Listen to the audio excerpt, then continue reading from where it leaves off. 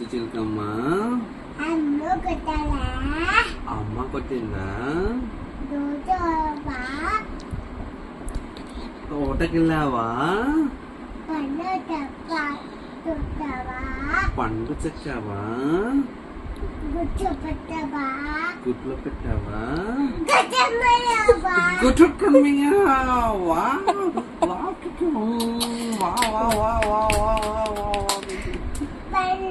మళ్ళీనా? చిట్టి చిలకమ్మ అమ్మ కొట్టిందా? తోటకి వెళ్ళావా? పండు తెచ్చావా? పండు తెచ్చావా?